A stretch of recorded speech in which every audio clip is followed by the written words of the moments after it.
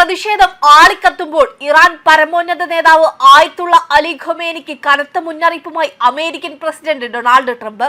സമാധാനപരമായി പ്രതിഷേധിക്കുന്നവർക്ക് നേരെ അക്രമമോ വെടിവെപ്പോ ഉണ്ടായാൽ US അവരുടെ രക്ഷയ്ക്കെത്തും, അതിന് യാതൊരു സംശയവുമില്ല എന്നാണ് ട്രൂത്ത് സോഷ്യൽ പോസ്റ്റിലൂടെ ട്രംപ് ഇറാൻ ഭരണകൂടത്തിന് മുന്നറിയിപ്പ് നൽകിയിരിക്കുന്നത്. ട്രംപ് കൂടി ഇടപെട്ടാൽ ഖൊമേനിയുടെ കാര്യത്തിൽ ഒരു തീരുമാനമാകും. ഇറാനിൽ സുരക്ഷാ സേനയും പ്രതിഷേധക്കാരും തമ്മിലുള്ള ഏറ്റുമുട്ടലിൽ 7 പേർ കൊല്ലപ്പെട്ടതായി രാജ്യാന്തര വാർത്താ ഏജൻസികൾ റിപ്പോർട്ട് ചെയ്തിരുന്നു. സംഘർഷത്തിൽ ഒരു പോലീസ് ഉദ്യോഗസ്ഥൻ കൊല്ലപ്പെട്ടെന്നും 13 പേർക്ക് പരിക്കേറ്റെന്നുമാണ് ഇറാൻ അധികൃതർ സ്ഥിരീകരിച്ചത്.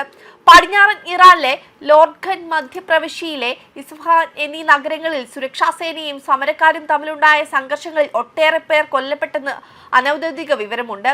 പാശ്ചാത്യ ഉപരോധം മൂലം സാമ്പത്തിക പ്രതിസന്ധിയിലായ ഇറാനിൽ കറൻസി മൂല്യം കുത്തനെ ഇടിഞ്ഞതാണ് പ്രതിസന്ധി രൂക്ഷമായത്.